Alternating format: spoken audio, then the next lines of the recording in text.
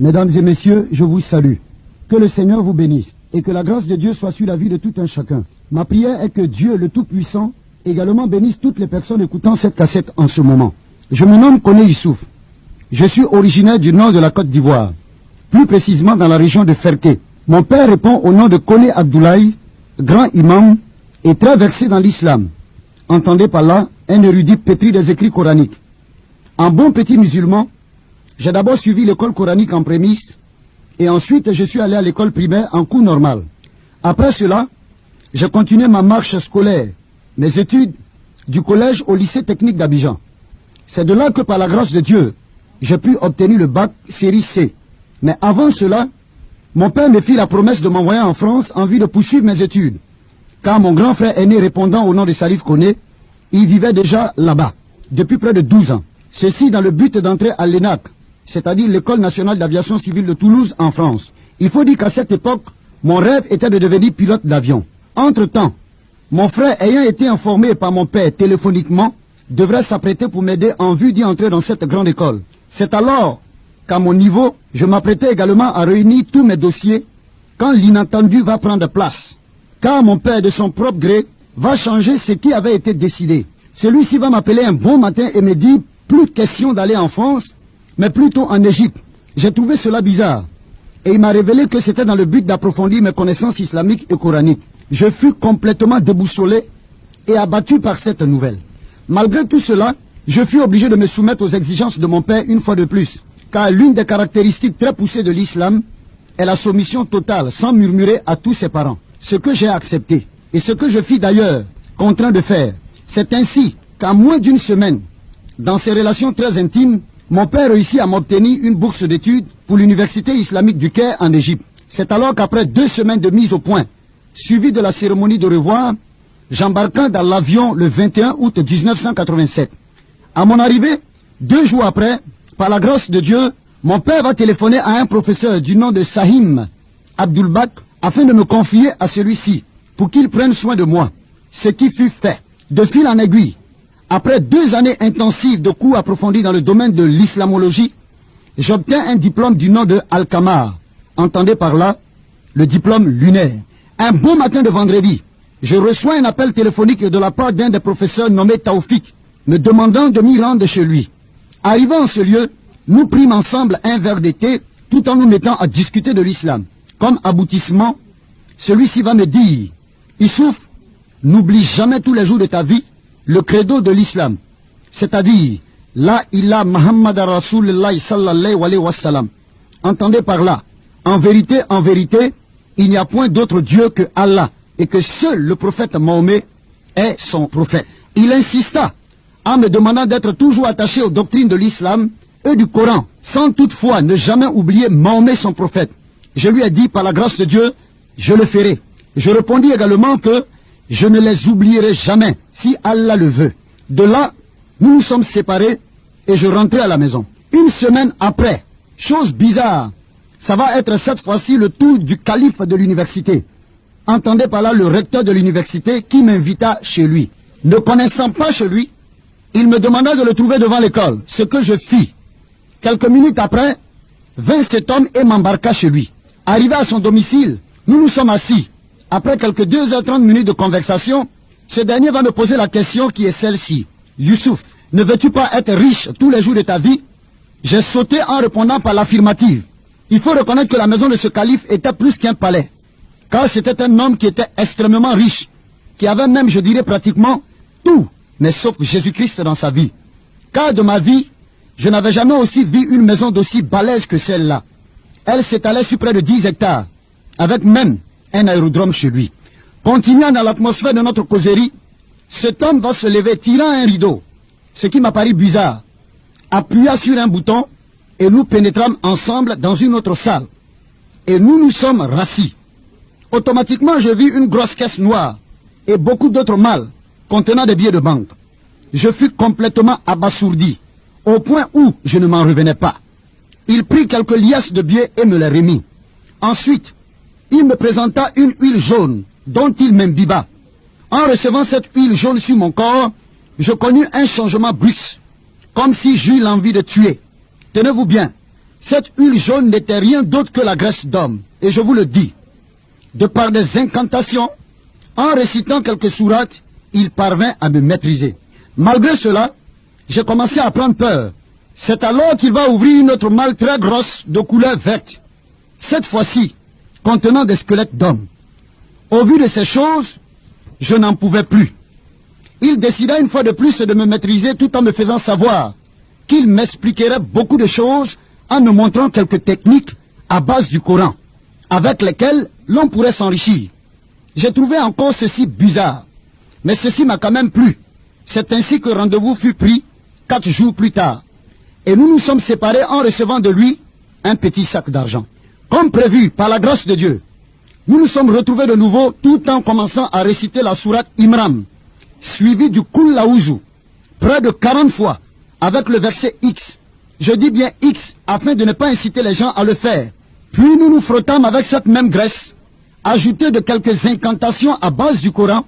Cela nous a permis tout simplement de toucher une banque, et nous nous sommes retrouvés à l'intérieur afin de vider tout l'argent au point de s'enrichir. Ce fut pratiquement ma première expérience, et bizarrement, j'en étais très content. Le vendredi qui va suivre, aux environs de minuit, muni d'une ardoise coranique dont le nom est Walha, que les marabouts connaissent très bien, mon nom va être écrit là-dessus par le calife. Et nous nous sommes mis à réciter la sourate Yassine, tout en étant assis au bord de la mer. Nous continuons nos incantations jusqu'à 0h15 minutes. Je dis bien 0h15 minutes. Juste à cette heure va apparaître cette silhouette noire et à la fois bizarre qui va spécialement s'adresser à moi et me dire: je suis là et prêt pour te rendre riche. Qu'il est prêt également pour me montrer, par rapport au livre qu'Allah a fait tomber du ciel, les 873 versets les plus puissants du Coran avec lesquels je pourrais m'enrichir toute ma vie. J'ai encore trouvé ces choses bizarres et la panique avait commencé à habiter mon cœur. Il va continuer à me dire ceci: je vais signer un pacte avec toi. Toutefois que tu t'engagerais à faire quelque chose à partir des versets du Coran que je te montrerai. Automatiquement, je me suis dit, mais c'est pas possible. Si je veux être riche, c'est tout simplement accepter d'être impuissant sexuellement. Voici ce qu'il va me dire, toute ma vie. Ou accepter une maladie inguérissable, tout le long de ma vie. Ou sacrifier un membre de ma famille. J'ai trouvé cela inadmissible, pas possible. À cause de la richesse, me rendre impuissant sexuellement toute ma vie et accepter une maladie inguérissable tout le long de ma vie, ou sacrifier un membre de ma famille. Dans mon cœur, je me suis dit non, cela n'est pas possible. Par la suite, il me fit savoir qu'une fois accepté toutes ces propositions, au point d'être riche, si quelqu'un tentait de s'opposer à moi, dans n'importe quel domaine de ma vie, je pourrais rendre la personne folle en prenant tout simplement 5 feuilles du Coran, tout en écrivant le nom de la personne à rendre folle sur les 5 feuilles du Coran, en fermant le tout dans une bouteille, en récitant 7 fois le verset X. Je dis toujours le verset X, pour ne pas véritablement parler donner le vrai verset, afin de ne pas inciter les gens à le faire, pour ne pas mentionner le nom, et jeter la bouteille dans un feu. Dès que la bouteille éclatera, automatiquement, la personne dont le nom avait été écrit deviendra folle sur le champ. Il va continuer encore avec moi. C'est alors qu'il va me dire, avec le verset Douma Kateb, la sourate X, le verset, je dis encore Z, pour réussir en affaires par exemple, voici ce qu'il va me dire. Tu dois réciter le verset très tôt le matin, durant 3 jours successifs. Comme sacrifice, tu dois couper la langue d'un cadavre que tu vas attacher avec le cœur d'un caméléon. Et tu vas jeter le tout dans la mer. Et tu vas voir, au cours de la même année, le bonheur va te sourire. Le verset Douma Kateb, sourate X, verset Z. Je tiendrai tout le temps, quand je vais donner les références, en disant sourate X, verset Z, pour ne pas inciter les gens à le faire. Parce que je rends ce témoignage, pas pour amener les gens à comprendre qu'ils doivent suivre ce chemin. Mais la chose la plus importante, c'est d'accepter Jésus-Christ. Il va continuer encore pour me dire, lorsque tu auras besoin de beaucoup de biens matériels, il te faudra réciter les sourates Douma, verset Z, près de 37 fois, dans un cimetière, et au cours de la nuit profonde. Et au bout de tout cela, offrir en sacrifice la tête d'un muet et le sexe d'une vierge. Je ne m'en revenais pas en écoutant ces paroles. Il va continuer encore, au point de me dire, si tu veux avoir suffisamment d'argent, il va te falloir acheter 1 mètre de tissu coton blanc et offrir le sang d'un fils unique ou d'une fille unique en sacrifice. 3 litres de sang. Enterrer un bœuf noir dans un trou vivant. Écrire le verset de la sourate sur un tableau et se laver avec pendant 5 jours. J'ai commencé à trembloter sur moi-même. Et voyant encore cet être, cette silhouette noire, en train d'insister. Et finalement, il va me dire, malgré toutes les propositions qu'il me fit, il finit par me dire, si je tiens rapidement à voir toutes ces choses s'accomplir, je me dois d'accepter, 1, de couper mon pouce gauche ou une partie de mon corps, soit mon premier fils, au cas où je me marierai, ou tout simplement accepter que mon cou soit goitré tous les jours de ma vie durant toute mon existence. Malgré toutes ces propositions, j'ai tout refusé, sans toutefois savoir pourquoi. C'est alors qu'il va appeler Seydine, qui était juste à côté de moi, afin de converser avec lui. Ce dernier va finir par me convaincre d'accepter le sacrifice des 18 traits sur le ventre. Ce qui fut fait, le sang recueilli fut mélangé avec une poudre noire, qu'on me donnant à boire, en récitant 18 fois le Kul Laouzu.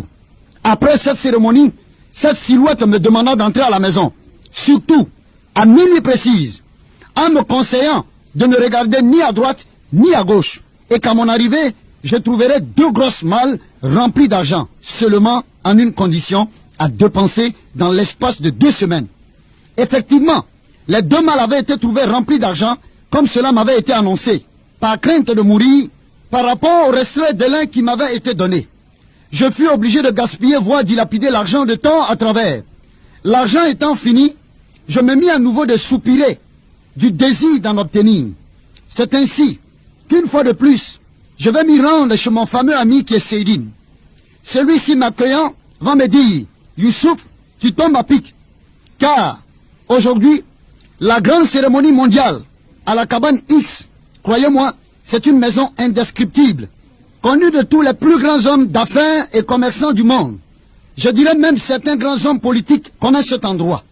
C'est alors que nous embarquâmes dans sa voiture en destination de ce lieu indiqué.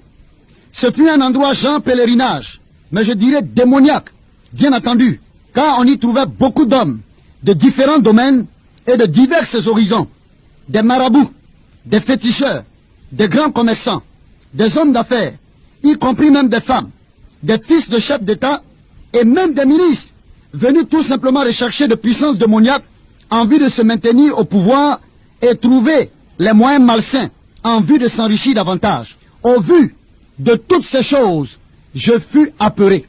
C'est alors qu'on demanda à toutes ces personnes pénétrant dans le temple de la cabane X de bien vouloir s'asseoir autour d'une grande table très immense qui s'étendait à perte de vue. D'au moins, main dans la main, un grand cercle fut formé en récitant près de 12 heures de temps ce fameux mot Amfade Sahal Bir, Amfade Sahal Bir, Amfade Sahal Bir, qui jusqu'aujourd'hui me paraît bizarre, car j'ai jamais eu l'occasion de connaître le sens de ce mot. Après les 12 heures de temps passées en récitant cette fameuse phrase, une calebasse nous a été présentée d'une eau coagulée, ayant les traits du sang humain. Que Dieu m'en garde, car jusqu'à ce jour, je n'ai pu détecter si est-ce vraiment du sang humain ou pas. Seul Dieu le sait. Ce qui est sûr, à tour de rôle, chacun but et reçut une portion, tenez-vous bien, des 873 versets du Coran, je dirais même les plus terribles, y compris les techniques de mise en pratique. C'est ainsi qu'après toutes ces choses, étant convaincu d'être rempli de toutes ces stratégies et initiations, au point de s'enrichir, j'en étais très fier. C'était aussi très mal connaître le plan du diable, car Satan ne fait rien pour rien. C'est alors que Seydine et moi décidâmes de retourner à la maison avec notre carnet d'adresses, bien rempli de contacts de certaines personnes que nous avons rencontrées au temple de la cabane X. Une semaine après, vint le jour des remises de diplômes de notre école, c'est-à-dire de notre université. Habillés en tenue de circonstance, c'est-à-dire en grand boubou, par la grâce de Dieu, la cérémonie fut belle et réussie, et chacun des étudiants reçut en supplément de l'argent. Heureux que j'étais, je pris l'engagement d'appeler mon père pour lui dire que mes études ont réussi, et que par la grâce de Dieu, très bientôt, je serai au niveau d'Abidjan. C'est alors que je vais prendre l'avion et embarquer au niveau d'Abidjan, Arrivé à Abidjan, j'arrive dans un quartier qu'on appelle Trècheville, dans une des cours de mon père, située derrière une église catholique. Malheureusement, arrivé, je n'ai pu trouver ni mon père ni ma mère, car ceux-ci étaient allés à Ferké. Heureusement, par la grâce de Dieu, j'ai trouvé quelques cousins et frères qui m'ont accueilli tout en me demandant les nouvelles. Ce que j'ai fait par la grâce de Dieu. C'est alors que j'ai décidé, par rapport à l'absence de mes parents, de patienter quelques 3 jours avant d'aller les rejoindre au niveau du Ferké. 3 jours après, dans mes balades, je vais rencontrer une de mes anciennes amies de lycée. Et tenez-vous bien, cette dernière, pendant que nous étions encore à l'école, fut une grande droguée. Elle était bizarre quand je la connaissais dans le temps. Mais chose étrange, je l'ai trouvée complètement changée et complètement renouvelée.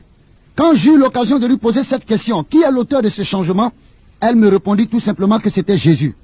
Et cela m'a encore touché le cœur. Parce que pour tout bon musulman, on interdit à tout bon musulman de ne point jamais accepter que Jésus est le Fils de Dieu. Car pour le musulman, Dieu étant l'absolu, ne peut jamais du tout s'accaparer d'une femme, excusez-moi, au point d'y avoir des rapports afin de pouvoir avoir un enfant. C'est tout simplement dit que lorsque j'étais encore musulman, je comprenais cela sur le plan charnel. Avec cette ancienne camarade, nous avons commencé à bavarder quelques minutes et après, elle a demandé à prendre rendez-vous avec moi les 2 jours qui allaient suivre, c'est-à-dire à 10 heures des 2 jours qui allaient suivre. Et comme prévu, nous nous sommes retrouvés et la jeune fille me proposa de sortir du cadre familial afin de discuter avec moi. Nous avons marché jusqu'à la rue 12. C'est une des rues les plus populaires d'Abidjan, située dans un quartier qu'on appelle Trècheville. Et arrivé au niveau de cette rue, nous avons pris l'engagement de pouvoir nous asseoir dans un restaurant libanais qu'on appelait Shawarma. Et de là, nous avons commencé à discuter. En ce thème, la sœur, l'ancienne amie va me dire, connais, je voudrais te parler d'un homme. Cet homme t'aime beaucoup. C'est un homme qui est bon. Et il est merveilleux. Impatient, j'ai voulu connaître le nom de cette personne. Elle reprit en me disant que cet homme veut faire beaucoup de choses avec toi. C'est un homme, malgré tes problèmes, malgré tes difficultés, il sera toujours à ton secours. Je n'avais rien compris. Comme n'en pouvant plus, elle insista. Elle a commencé à créer encore la famine, le désir en moi, tout simplement dans le but de pouvoir connaître qui était cet homme. J'ai insisté également dans le but de pouvoir savoir. Elle a enlevé de sa poche un prospectus qu'elle m'a donné. Et ce prospectus, après 10 ans, par la grâce de Dieu, je l'ai encore jusqu'aujourd'hui. C'est ensuite que par la suite, elle va me dire, cet homme dont je te parle, cet homme qui t'aime tant, cet homme qui veut faire de grandes choses avec toi, n'est autre que Jésus-Christ de Nazareth.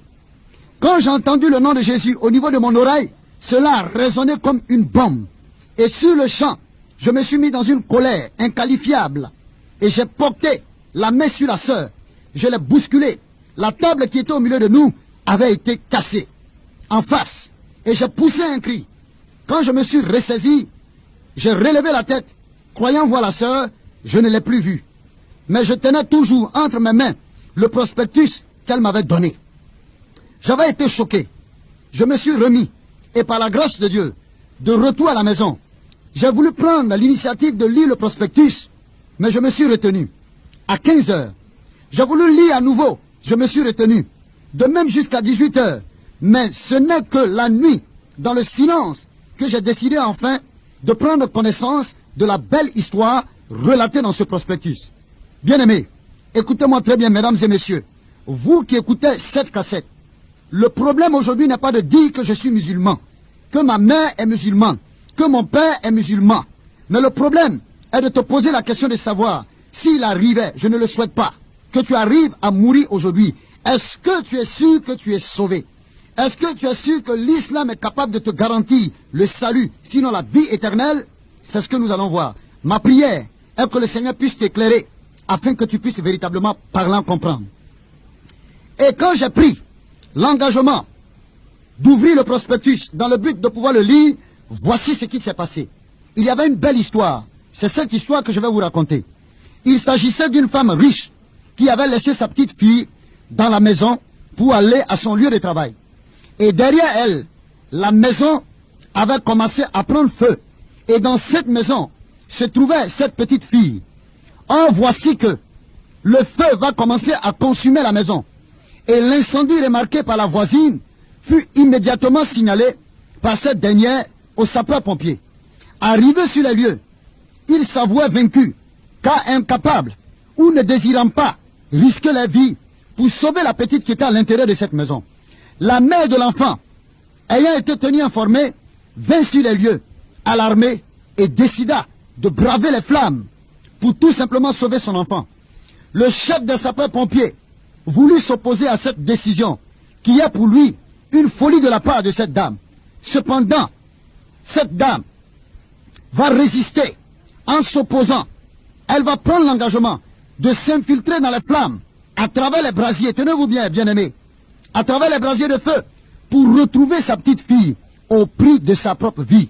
Elle parvint, par la grâce de Dieu, à sauver sa fille saine et sauve. Mais, quand cette dame fut sortie, elle fut complètement brûlée, défigurée, méconnaissable, et elle agonisait. Croyant qu'elle allait mourir, elle confia la garde de son enfant à sa petite sœur, qui résidait dans un autre État. C'était aux États-Unis. Et le nom de cette ville-là était Indianapolis. Mais voilà que par la grâce de Dieu, et Dieu étant amour, va permettre à ce que cette femme puisse véritablement parlant vivre longtemps. C'est ainsi que 20 ans après, elle se mit à la recherche de sa fille. Elle apprit que celle-ci était grande et était dans une école aussi intelligente.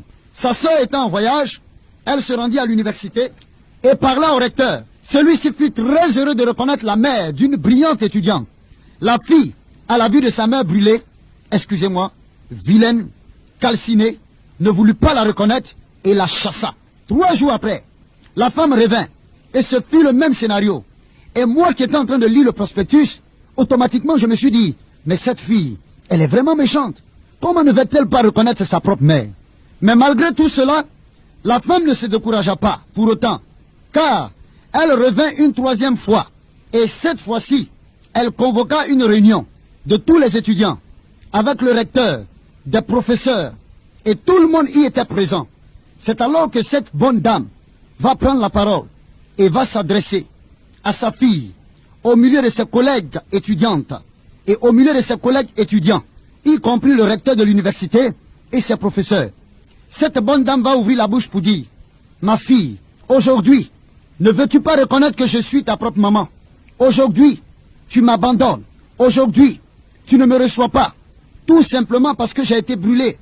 Tout simplement parce que j'ai été calciné par les feux. Mais laisse-moi te dire une chose. Si tu savais tout simplement que c'était à cause de toi que j'ai subi ce sort, tu serais en train d'y arriver dans mes bras et en train de m'embrasser. » La bonne dame insista. « Ma fille, je t'aime. C'est à cause de toi que j'ai été victime. C'est à cause de toi que j'ai été brûlé. C'est à cause de toi que j'ai été défiguré. À cause du fait que la bonne dame était en train d'insister, tout simplement pour amener la fille à reconnaître qu'elle l'était et qu'elle est sa propre mère, tout d'un coup, la fille a commencé à tomber. Elle a coulé les larmes. Elle a pleuré.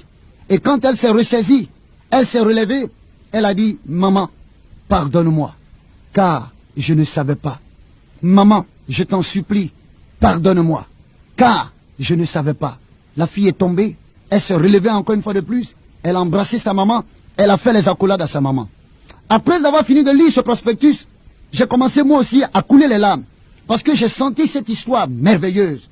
J'ai senti cette histoire très intéressante, mais chose bizarre, j'ai commencé à couler les larmes. Je me suis dit, oh Dieu merci, de ce que la fille a reconnu sa propre mère.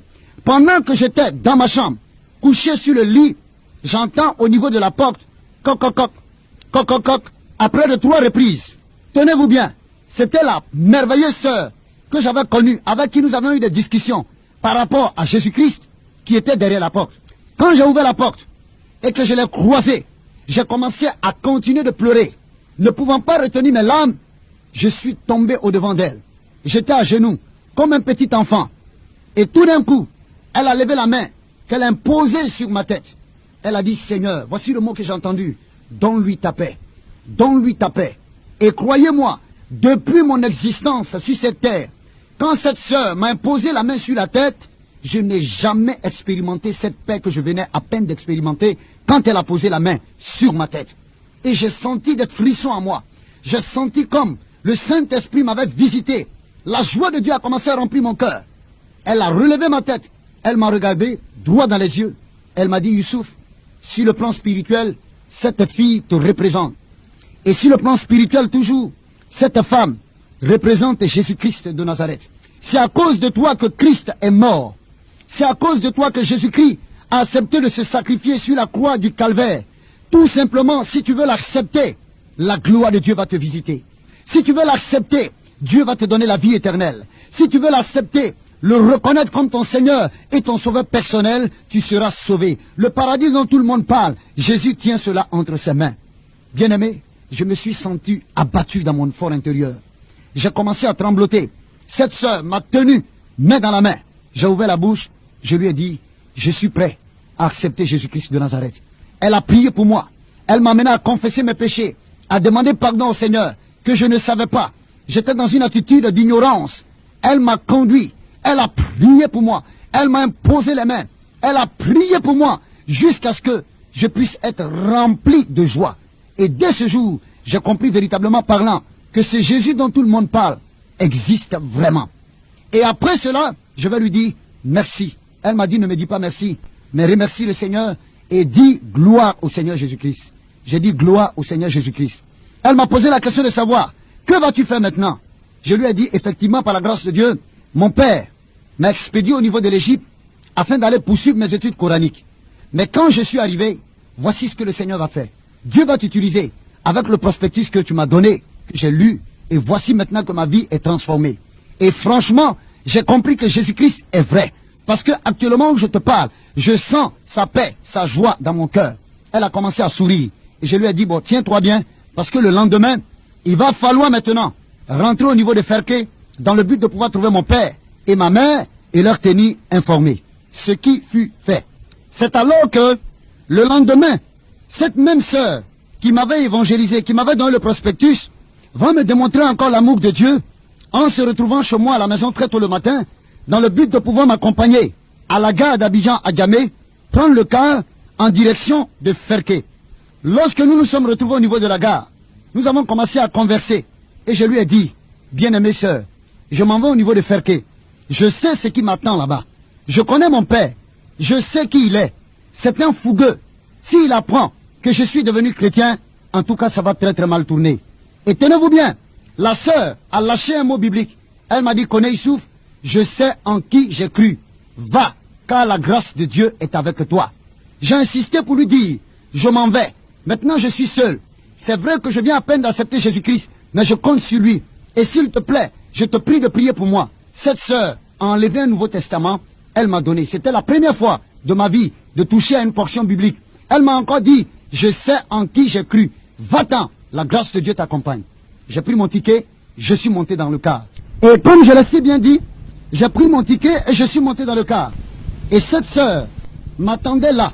Quand je suis monté dans le car, le signal a été donné par le chauffeur. Destination maintenant Ferké-Sédougou. J'allais. Étant dans le car, la sœur avait levé la main en me disant au revoir, jusqu'à perte de vue, avec un sourire. Et finalement, elle a fini par me dire, je sais que tu viendras avec une bonne nouvelle. J'ai dit, ok, Dieu seul le sait. Arrivé à Ferké, la nouvelle se répandit comme une traînée de poudre, que le fils de l'âge connaît est venu. L'accueil de la maison fut très chaleureuse. On tuait même un mouton dans le but de pouvoir m'accueillir. Mon père étant absent, ma mère m'a reçu avec joie, entouré de tous mes cousins et de mes cousines, parce que la majeure partie de mes frères n'étant plus au niveau de l'Afrique. Quelque temps après, mon père fit son apparition. Il me reçut en me faisant les accolades. Tellement content, il a commencé à m'embrasser. Tellement content, il a commencé à me toucher de la tête jusqu'aux pieds. Tellement content, de sa bouche, je ne faisais qu'entendre. Il souffle mon fils, il souffle mon fils, que Dieu te bénisse. Il souffle mon fils, que Dieu te bénisse. Et mon père s'est rassis.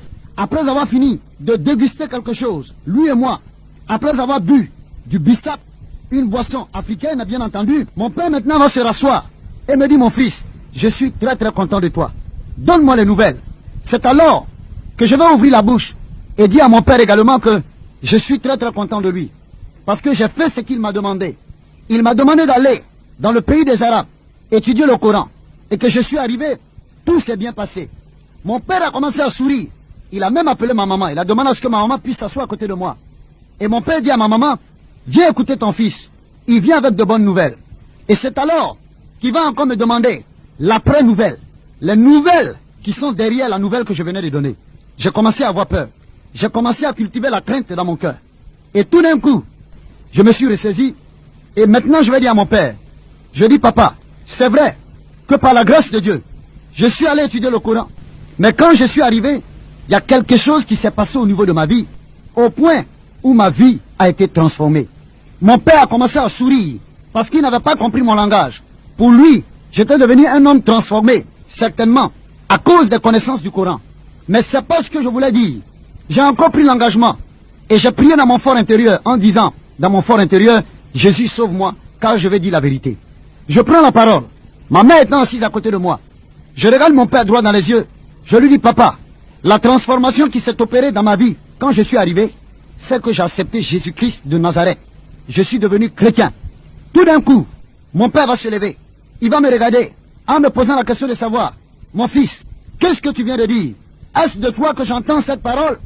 Mon père dit qu'il ne croit pas. De répéter encore la même chose. Je dis à mon père, effectivement, je vais te répéter ce que je viens de dire. Je suis devenu chrétien. J'ai accepté Jésus-Christ de Nazareth. Mon père s'est levé et il a demandé au gardien de la cour où il est de lui donner une cravache, une chicotte. Et mon père va me poser la question pour la 3e fois. Mon fils, qu'est-ce que tu dis? Je dis, papa, je suis devenu chrétien. Tout d'un coup, celui-ci va se lever. Il va prendre la chicotte qu'il avait en main. Il va commencer à me battre comme un petit enfant. Commencer à m'insulter, me traiter de tous les mots en disant, Kuidangarakaban, c'est notre langue en djoula, ce qui veut tout simplement dire que tu es maudit.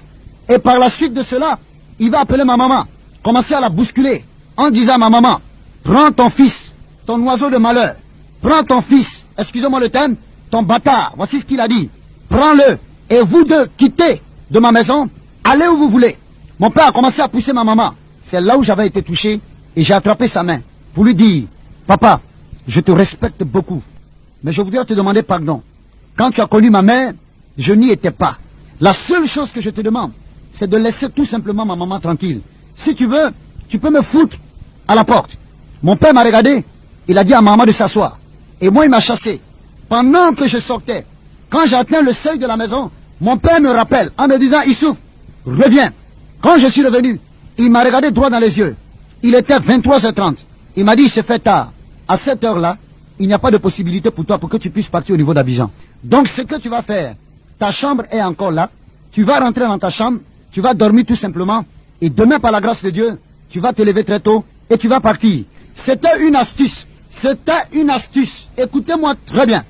Cela m'avait paru bizarre, mais comme mon père a parlé, et puis effectivement comme il se faisait tard, je me suis dit que j'allais tout simplement prendre l'engagement de pouvoir dormir afin de pouvoir partir. Entre-temps, ma mère était en train de pleurer. Mon père m'a remis les clés, j'ai ouvert la chambre. Je suis entré, j'ai fait le lit à l'intérieur. J'ai ouvert les fenêtres, j'ai commencé à dormir.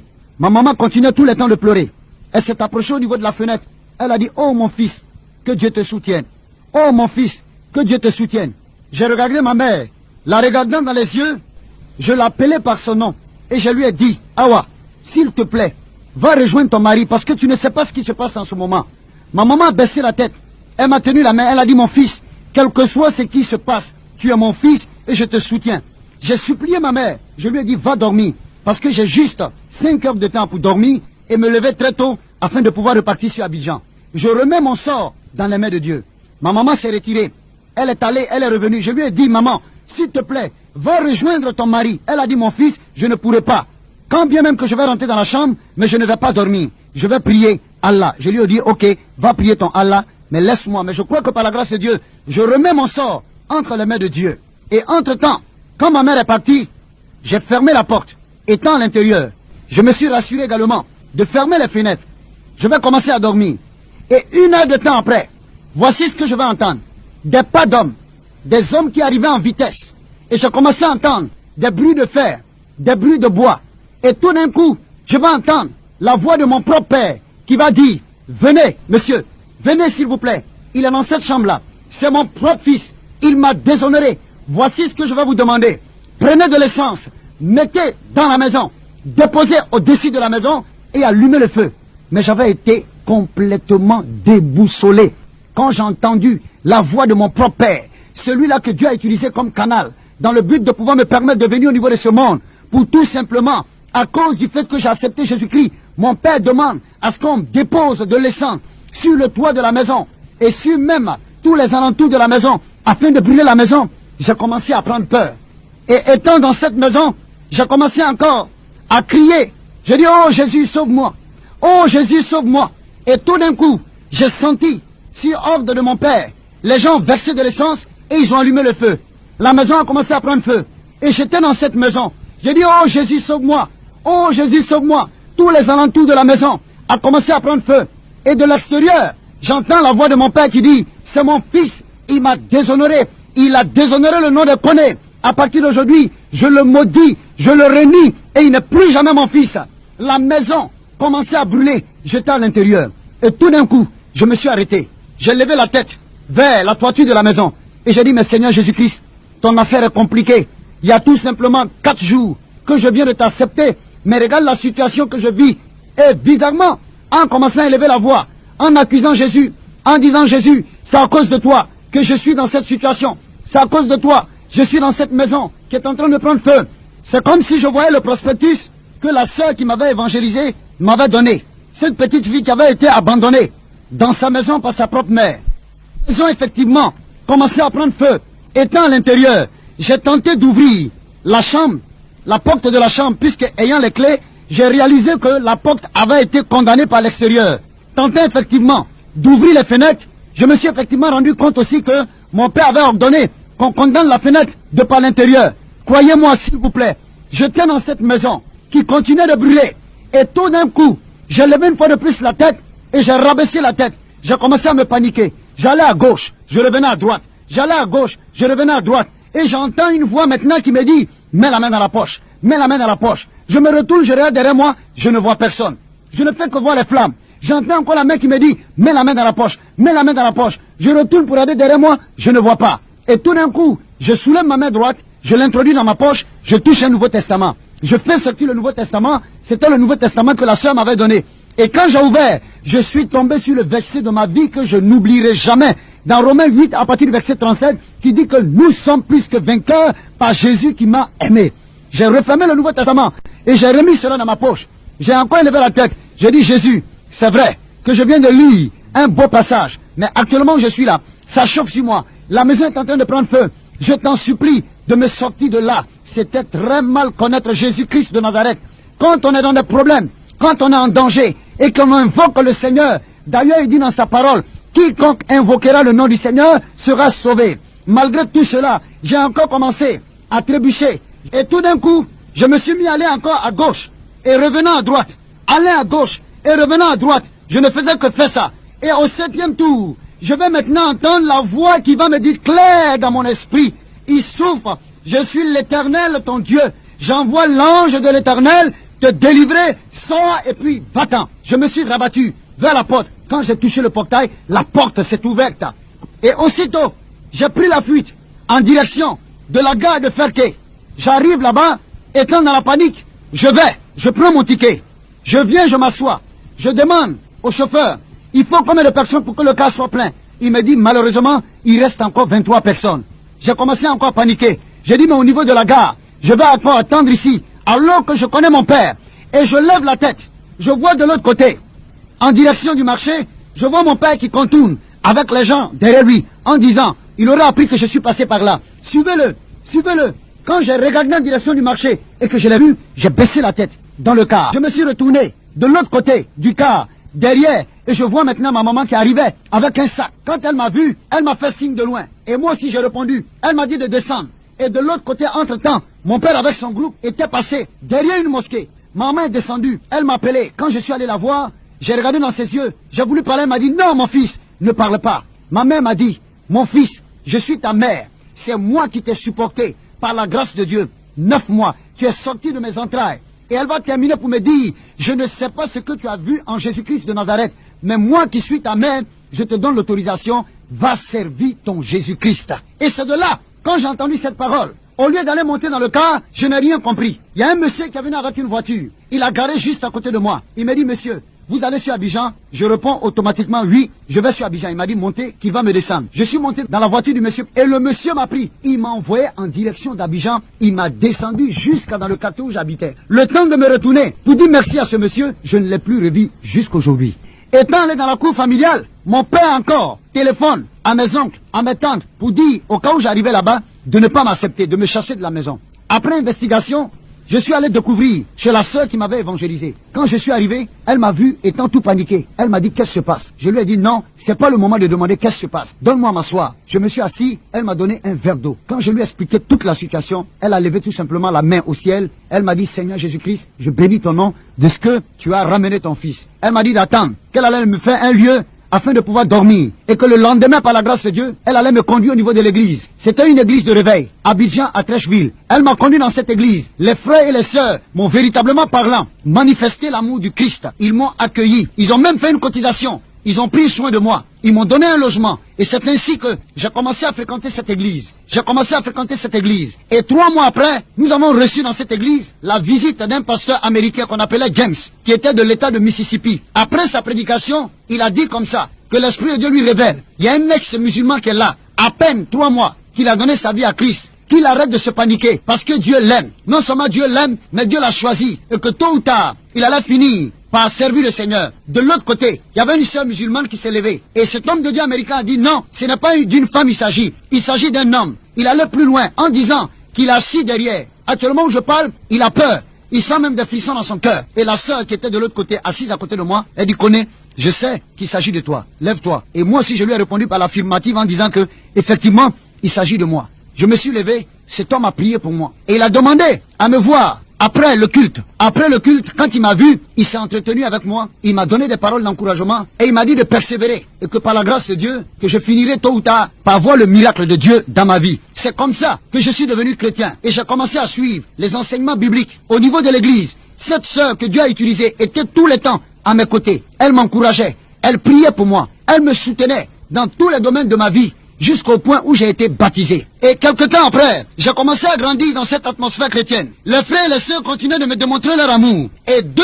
années plus tard, une révélation encore va sortir au niveau de l'église en disant que j'avais été choisi parmi ceux qui devaient aller au niveau de l'école biblique, c'était au Nigeria, afin de suivre une formation pastorale. J'ai dit, ok, par la grâce de Dieu, puisque j'ai été sélectionné, je vais voir ce qu'on va faire. Et entre-temps, je vais retourner à la maison. Je vais encore prendre le Coran. Et je vais commencer à fouiller en faisant des recherches. Je me suis posé la question de savoir. Le problème aujourd'hui n'est pas de dire que tu es musulman. Le problème aujourd'hui n'est pas de dire que parce que ton père est musulman ou bien ta mère est musulmane, tu dois demeurer toi aussi musulman. Mais pose-toi la question de savoir, est-ce que l'islam sauve? Est-ce que Mahomet, le fondateur de l'islam, celui-là même dont le vrai nom nous a été caché, qu'on appelle Abu al-Qasim, est-ce que véritablement parlant, Mahomet et la religion islamique sont capables de sauver les gens?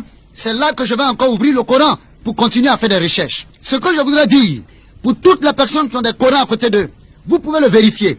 Le Coran comporte 114 chapitres qu'on appelle sourates et 6247 versets. Et l'islam croit en un seul Dieu qu'on appelle Allah et à son prophète nommé Sayyidina Muhammad Rasulullah. Ça veut dire que paix et miséricorde soit sur le prophète Mahomet. Parce que le mot Mahomet veut dire le glorifié. Sinon le véritable nom de Mahomet c'est Abu al-Qasim. Et je continue de faire mes recherches au niveau du Coran. C'est alors que je vais prendre la sourate Baqarat, la 2e sourate du Coran, au verset 130, où il est dit en arabe, Kulluhu amana billahi wa mal isila ilayna wa mal isila Allahu Ibrahima wa Ismaila wa Isaka wa Ankuba wallahi sebatu wa mai itiya Musa wa Isa Minuhu musulmina. Ce qui veut dire en français, la vérité au sujet de ton Seigneur est descendue vers toi. Crois au livre que Dieu a donné à Abraham, à Ismaël, à Isaac, à Moïse, et le livre de l'Injil qu'on appelle l'évangile qui parle tout simplement de Jésus. Voici ce que le Coran me dit. En faisant mes recherches, le Coran, de par la sourate Baqarat, la 2e sourate du Coran, au verset 130, le Coran me dit, voici la vérité au sujet de ton Seigneur. C'est-à-dire au sujet de Dieu. La vérité est descendue vers toi. Crois tout simplement au livre que Dieu a donné à Abraham. Où pouvons-nous trouver ce livre que Dieu a donné à Abraham? Dans la Bible, ce livre se trouve. C'est le livre de la Genèse qui parle de la vie d'Abraham. Vous pouvez prendre Genèse 12, 13 et 14. Au livre que Dieu a donné à Isaac. Effectivement, ce même livre se trouve dans la Bible, dans le livre de la Genèse. À Moïse, Le livre de Moïse se trouve dans le Pentateuque, dans la Bible, et le livre de l'Injil, en arabe qu'on appelle l'évangile qui parle de Jésus-Christ. Où pouvons-nous trouver ce livre? C'est tout simplement dans la Bible et dans le Nouveau Testament. Voici un point, une indication que le Coran me donne. Je continue mes recherches. Je prends la 100e sourate, le verset 6, 7, 8, où il est écrit Inna lisana lirabihe yakanuhun wa inaho allazalika la shahidun wa inaho lubei kreidun la shahidun. Ce qui veut dire en français, c'est-à-dire en vérité, l'homme est ingrat et pécheur devant son Dieu et lui-même en est témoin. Automatiquement, voici encore un verset du Coran qui m'amène à comprendre que homme, qui que tu sois, quel que soit le degré de ta couleur, tu es ingrat vis-à-vis de Dieu, ce qui veut tout simplement dire que tu es pécheur. Je continue encore mes recherches. Je tombe sur la 101e sourate qui m'a dit ceci. Faman ya amal, miska lazaratil, kaya yaraho, waman ya amal, miska lazaratil, shara yaraho. Ce qui veut dire, celui qui aura fait des œuvres pleines dans la balance aura pour demeure le paradis. Mais celui qui aura fait moins de bonnes œuvres aura pour demeure l'enfer. Je n'ai rien compris.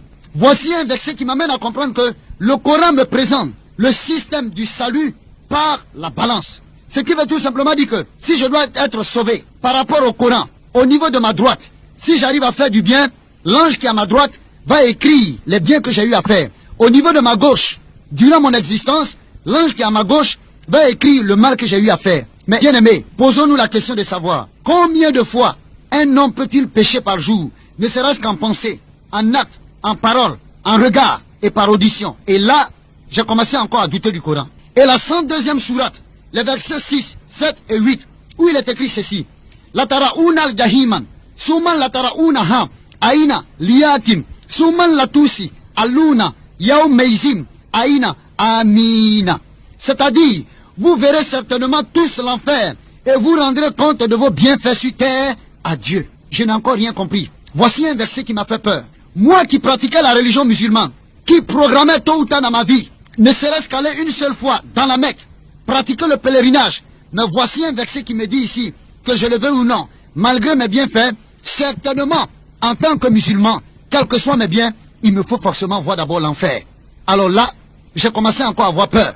Voici un verset encore qui me démontre qu'il n'y a pas de salut dans l'islam. Et je continue mes recherches. À la sourate 10, verset 49, il a dit ceci, je vais le lire en français. Si tu es dans le doute, interroge ceux qui ont reçu les Écritures avant toi. Voici un passage qui s'adresse à Mahomet pour lui dire, Mahomet, si tu es dans le doute par rapport à ta religion, si tu es dans le doute par rapport au Coran, parce que les musulmans nous font croire que le Coran est un livre qui est descendu du ciel, s'il vous plaît, je vous demande pardon, frères musulmans, de grâce, comment est-ce qu'un livre peut-il être capable de descendre du ciel? Et d'où vient véritablement parlant ce livre?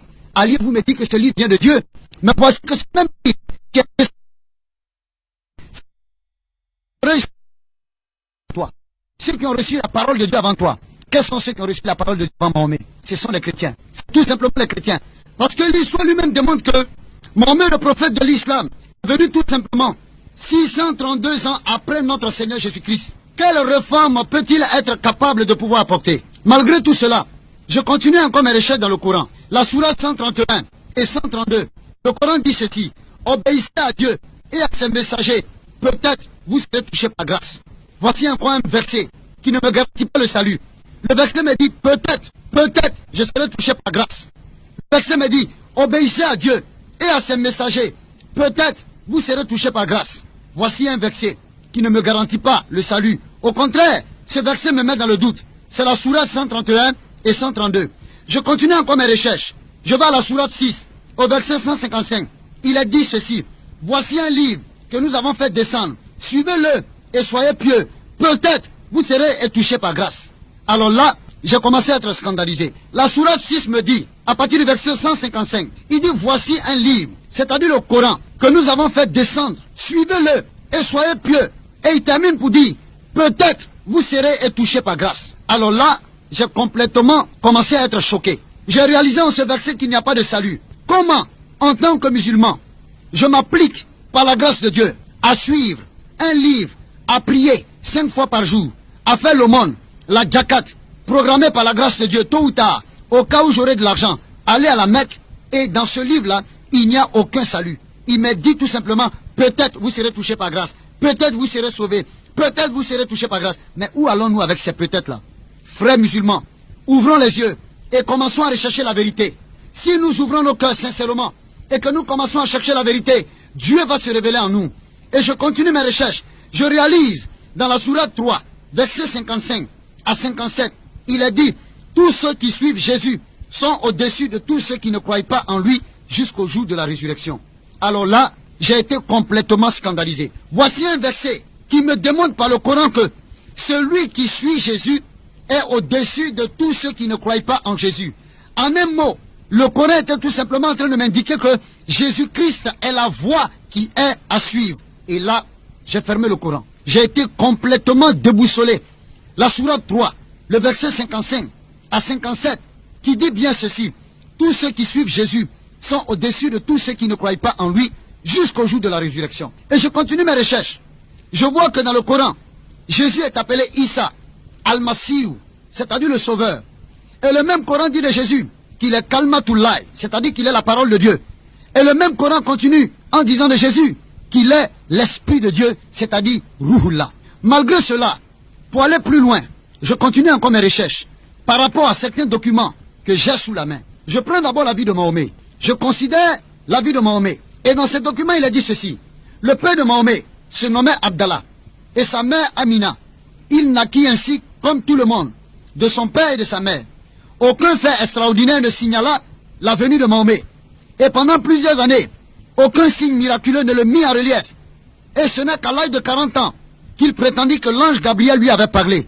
Mais jusque-là, rien ne le désigna à ses contemporains comme étant destiné à devenir un grand prophète. Il est vrai que quelques-uns des musulmans racontent de merveilleuses histoires sur la naissance de Mahomet. Mais les musulmans, ceux-là même qui cherchent véritablement parlant la vérité, finissent d'abord par comprendre qu'entre Mahomet et Jésus-Christ, il y a une différence. Nous allons d'abord voir, lorsque nous prenons la 19e sourate, dans la sourate Mariama, au verset 18, d'après le Coran de Kassimirski, nous lisons que lorsque l'ange Gabriel apparut à Marie, elle en fut si terrifiée qu'elle dit, « Je cherche un refuge auprès du miséricordieux. » Gabriel lui répondit, « Je suis l'envoyé de ton Seigneur, chargé de te donner un fils saint. » Comment, répondit-elle, aurais-je un fils?